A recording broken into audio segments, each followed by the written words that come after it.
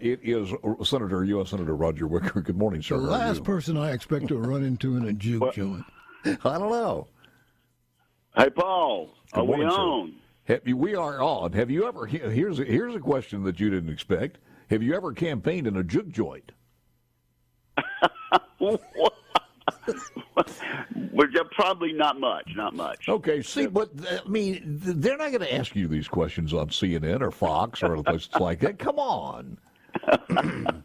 Listen, thank you for joining us. I do appreciate it very, very much. There's lots to talk about. First of all, and I do want to get to this, the defense bill from the Senate Arms Committee. And by the way, you are the ranking member of the Senate Armed Services Committee, and power does come with its privileges and chairmanships. And I was reading the whole list of the readouts here, but your thoughts on that, and did we fare as well as you expected on it? Well, I'll tell you, we had some surprising victories in the committee markup, and the House of Representatives a lot more friendly to our point of view on all this wokeness that's going on in the Pentagon. So I'm more optimistic than I was last week about actually cutting some of this nonsense out of the Defense Department. For example, I have a bill called the Merit Act. Mm-hmm. It's a separate bill, and it would ban the teaching of critical race theory in the Pentagon. And also, it would simply say we don't talk about equity. We're going to say just equal opportunity, like we always have in the Department of Defense. That Merit Act, written by Senator Roger Wicker, is now part of the Senate National Defense Authorization Act. We got it passed in the committee, so that would be a huge step if we could get it passed by the full Senate. And we just need one Democrat vote in the full Senate to keep it, and then I'm guessing we could put it in the full bill that comes from the House. So a real achievement there that we didn't finish, that we didn't expect. And also, do you know, Paul, that we have sections of the border wall between Mexico and the United States that have been completed? They just haven't been installed. And the Department of Defense is actually paying rent to private landowners in Texas to store these sections of the wall rather than going ahead and completing the wall. So I have a Finish It Act, which says it requires DOD to use those sections of wall to actually construct the wall. And to our surprise, we got that included in the National Defense Authorization Act. So two really huge wins that I think might indicate that maybe some public opinion is turning our way on a few of these issues. I hope so. It's still not. Is there a timetable on that? I mean, do you have I think will protect us. Do you have a timetable on that as far as the completion of the wall? I mean, could they just say we'll do it, but it'll be 15 years? Well, it will have to take place after the beginning of the fiscal year. I got you. Because the bill will not take effect until then. I understand. Is that something that the president, because of the enormity of the bill as a whole, would not veto? Well, he does not have a line item veto on the defense bill. Mm-hmm. He takes the whole thing or leaves it. But how does a rational person argue that we should be spending taxpayer money to put a valuable piece, huge, massive, billboard-sized piece of wall, not to use it, but rather than use it to stop criminals, pay somebody rent to store it? Who can make that argument that this is a good use of taxpayer funding? Senator, we've seen this for a lot of pictures. times when we talk about an issue enough and make the public aware of it, it's easier to get a victory or two. I was tickled about that. Have you had special meetings going on as far as what is happening in Russia? Because this thing over the weekend was just chaotic and confusing. And I'm sure that if you asked any of the people that you have contact with, give me give me the real lowdown on here. Everybody's confused. It was a chaotic weekend in Russia. The leader of a mercenary organization, the Wagner Group, leading what appeared to be an insurrection, taking over the Russian military building, and then heading towards Moscow, and all of a sudden turned around. From your position, ranking member of the Senate Arms Committee, what have you heard on this? I think this Wagner Prigozhin leader, named Prigozhin, is just as bad or worse than Putin. And I think that he really was trying to get rid of Putin, and he realized that not enough of the hierarchy came to his side. So I think he legitimately has fled to Belarus, and I think if I were him, I wouldn't stand on any balconies or eat any untested food for a while. I don't think it's over between them. But here's what I have a problem with, Paul. We're being told that intelligence officials in Washington knew this was about to happen. Yes. On Wednesday of last week. And I don't believe any member of the Armed Services Committee was briefed about that. I know as the leading Republican on the committee, I did not get a briefing about that or even a hint about it. So I as a part of a co-equal branch of government, I have a problem with that. So we'll be getting to the bottom of it. But, it is a surprising development. And, wait a minute. Let me get this right now. You just said that the powers that be knew about this possible coup against Russia and Vladimir Putin. You are on the Senate Arms Committee, the chairman, ranking, and nobody told your committee?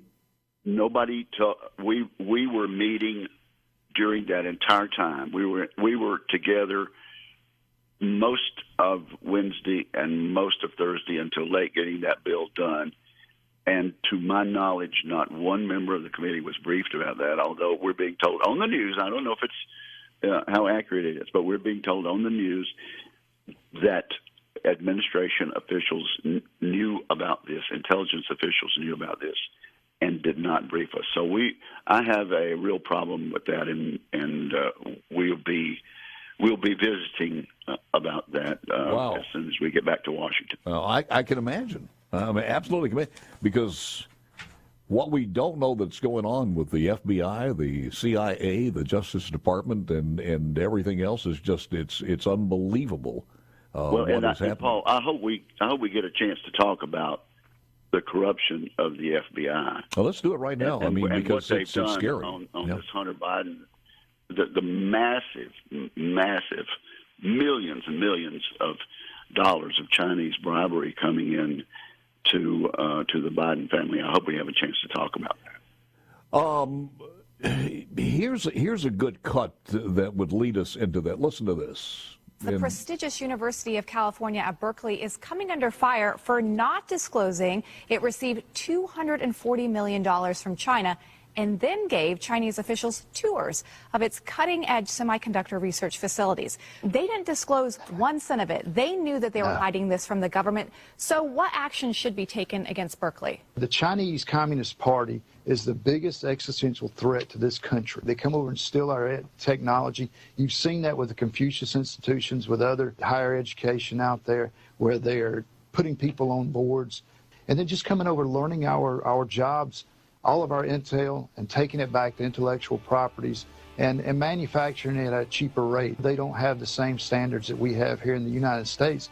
They're not scared to use child labor. Like I said, we give them over $500 million a year, and that needs to be looked at hard. If you are going to be in camp with the Chinese Communist Party, then you don't need to be getting money from the U.S. federal government. I'll let you talk about that when we come back with U.S. Senator Roger Wicker next. Let me get back a final segment with the one and only U.S. Senator Roger Wicker, and we were talking about China and the things going on in China. It just seems that in every place we turn, and now you also have a situation where the middle and folks who didn't live through this, we were hiding under our desk for the missile crisis in Cuba. and some of the things going on in Russia back in those days. But it's getting serious, and every time you turn around, it seems like they have more control over this country than we even know. Your thoughts? Well, when people were hiding under their desks, and I don't think you're really old enough to remember that, Paul, that was the Soviet Union. It was Russia. Yes, it was Russia. And we elected a guy named Ronald Reagan in 1980 who said we're going to have peace through strength. And for 12 years there, the first the 8 years of Ronald Reagan and then George H.W. Bush, we were strong enough to withstand any attack and to defeat anybody, and we had peace through strength. So that's what it's going to take against China too. And the tape you had right before the break about the Confucius Institutes, yes, those little clubs in very many of our institutions of higher learning are very troubling. And so, but with the Chinese threat and the infiltration that we have, why isn't the mainstream media more concerned about the vice president's son taking millions and millions and millions of dollars from foreign leaders, including the Communist Party of China, and sending it to any number of shell corporations to hide the money, and talking about money going, a certain number of it going to the big guy? It had to be Joe Biden when he was vice president.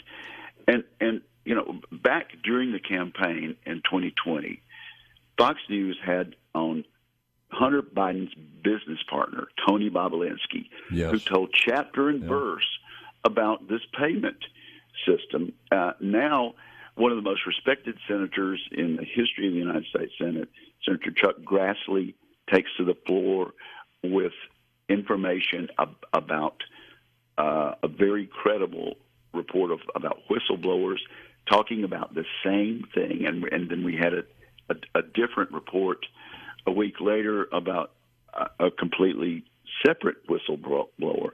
If this were Richard Nixon, if this were a Republican administration with that many revelations against him, there would be impeachment hearings already, and I just don't understand how much more information can come out before the mainstream media has to cover it. I do know this: the President of the United States, President Biden, was meeting with his attorney at Camp David this weekend, and I think they're beginning to conclude that maybe the national mainstream media is not going to be able to keep this under wraps from us. Well, we also had a report that Chairman Comer said that there's a lot more. It looks like now the dam has burst, and they're not going to be able to hold this. You also see CNN and MSNBC and some of the other ones finally coming to light on this. Kevin McCarthy said, if you were the president's leading political opponent,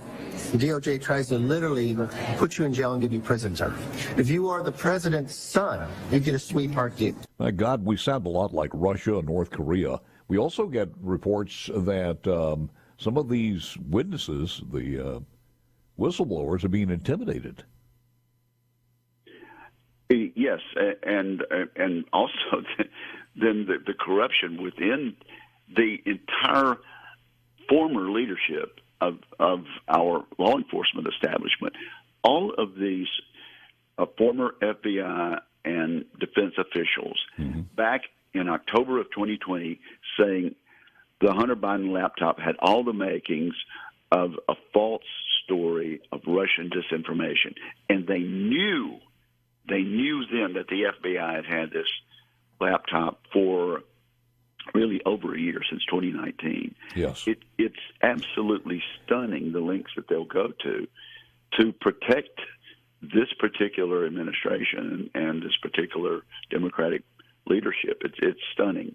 If you and I are about the same age, and you start looking at as boomers, we start thinking in more wiser terms about our longevity in the winter of our lives, and you start looking at this and you say, if I'm in journalism and I had the golden egg there, the next Watergate, and I'm a journalist and I have this information, and I was told to either shut up or I shut up on my own because I've been indoctrinated, I couldn't live with myself. I really couldn't. And they knew all of this, and they suppressed it.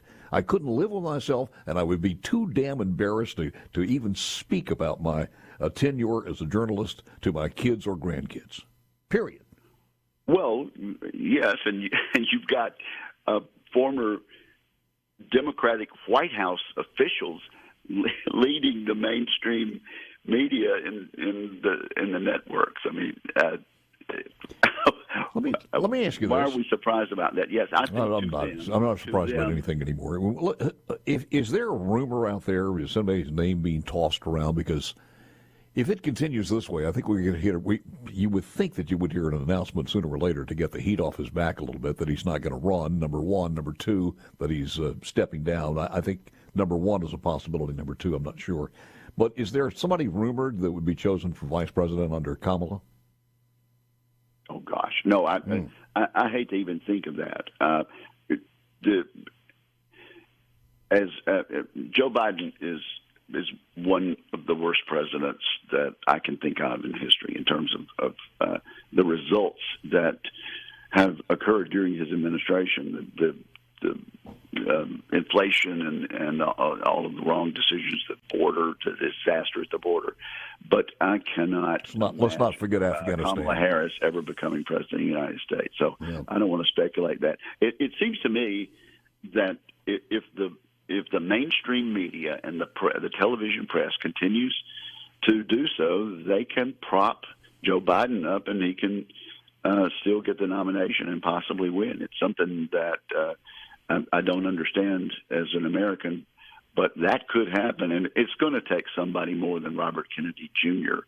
to wrest the nomination from Joe Biden. But I don't like to speculate about Kamala Harris becoming president and choosing a running mate. I do think Biden is stuck with her and can't replace her himself.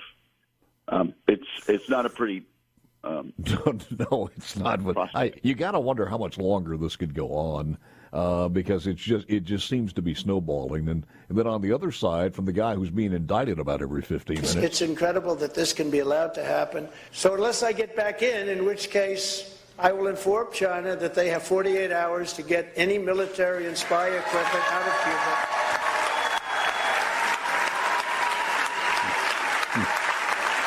Or I will drop the hammer, and there will be tariffs unlike anything that China's ever seen before. And, I took in hundreds of billions of dollars of taxes and tariffs from China. No other president has taken in 10 cents, not 10 cents. When you go after the guy, even if you think you're popular, ask Chris Christie, be prepared for the response.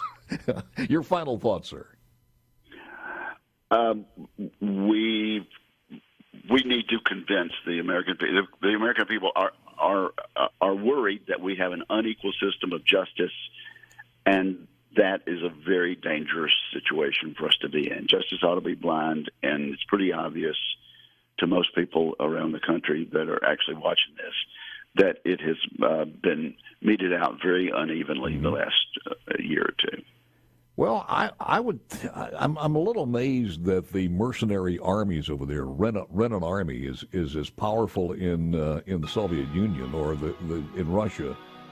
But I'm beginning to worry about, do we have the same thing here that we don't know about, since we have all these things going on behind the scenes, as you just mentioned, not even telling the Senate Armed Services Committee about the possible coup in Russia. My God, you would think that would be number one on the agenda. And Paul, I will get back to you about that. Please do. I can assure you we are going to visit about that as soon as the Senate gets back in session. Good visit. I thank you so very much for taking the time. You got it. Roger Wicker.